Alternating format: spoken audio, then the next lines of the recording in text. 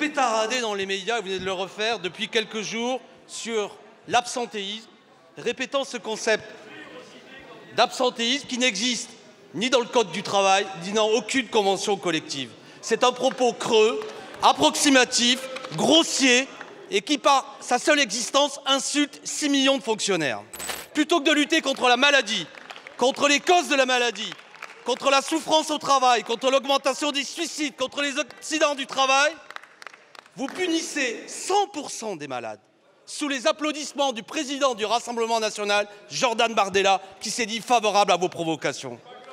Vous voulez imposer 2 jours de carence supplémentaires, c'est-à-dire que tout le monde comprenne bien, 2 jours sans rémunération lorsque le fonctionnaire est malade. Quand un salarié est malade, il a besoin de soins, de repos, pas qu'on lui supprime 2 jours de rémunération. Vous avez également annoncé vouloir réduire de 10% le salaire d'un fonctionnaire lorsqu'il est malade et arrêter jusqu'à 3 mois. Et ainsi, vous prétendez, je vous cite, responsabiliser les agents. Tout est dans ce mot. Donc pour vous, les agents malades ne sont pas des gens responsables. Ce sont des feignants et des tricheurs. C'est obscène, monsieur le ministre, c'est obscène. Monsieur Corbière, ça existe. Il y a des services où, oui, l'absentéisme, l'absence est plus importante et elle dérive avec le temps. C'est-à-dire qu'il fut un temps, dans le public et dans le privé, nous comptions le même nombre de jours moyens d'absence par an. Et avec le temps, depuis 10 ans, les choses ont divergé et il y a beaucoup plus de jours d'absence moyens par agent dans la fonction publique qu'il y a dans le privé.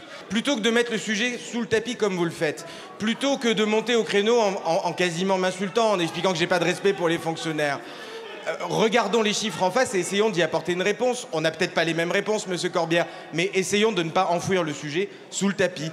Et dans le plan que je propose, il y a effectivement des mesures de responsabilité, je ne reviens pas dessus, je les ai évoquées, mais il y a aussi une mesure d'accompagnement des conditions de vie au travail, avec l'ergonomie des postes, avec une amélioration des conditions. Il y a une mesure sur la simplification administrative pour les agents, pour qu'ils regagnent du sens dans leur travail quotidien. Il y a une mesure d'accompagnement face aux agressions, face aux attaques, de protection fonctionnelle. Le plan que le gouvernement présente, monsieur Corbière, il est sur tous les angles, à la fois des mesures de responsabilité, mais aussi des mesures d'accompagnement et de justice.